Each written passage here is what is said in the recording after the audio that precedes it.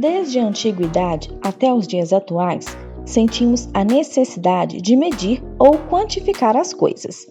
Estamos constantemente nos perguntando as horas, medir o tempo, qual será a temperatura, medir o clima.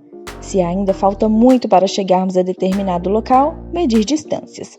Se determinado objeto é muito pesado, medir a massa. Se o espaço é suficiente para armazenar certo conteúdo, medir o volume, entre outras questões. Medir uma grandeza é compará-la com outra grandeza de mesma natureza, chamada de unidade de medida. Dessa comparação, surge um número que indica quantas vezes a unidade de medida cabe na grandeza medida. Por exemplo, na falta de uma fita métrica, podemos usar o comprimento do nosso palmo para medir o comprimento aproximado de um armário.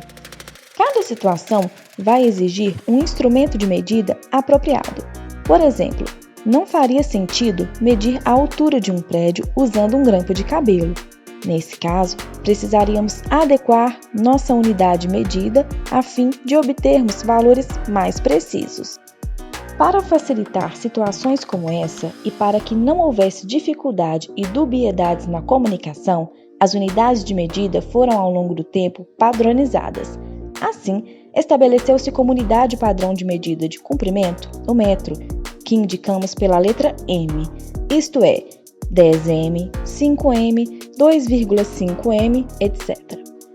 Como raramente o resultado de uma medição é dado por um número inteiro, dividimos essa unidade de medida, o metro, em novas unidades, a fim de tornar essas medidas mais precisas. Por essa razão, hoje usamos, além do metro, M, o quilômetro, km, o centímetro, cm, e o milímetro, mm. Na verdade, o metro foi dividido em 10 subunidades, compondo o sistema métrico decimal. Sendo assim, para realizarmos a conversão de uma unidade para a outra, basta multiplicarmos ou dividirmos por 10. Entretanto, as unidades de medida mais usuais são as 4 citadas.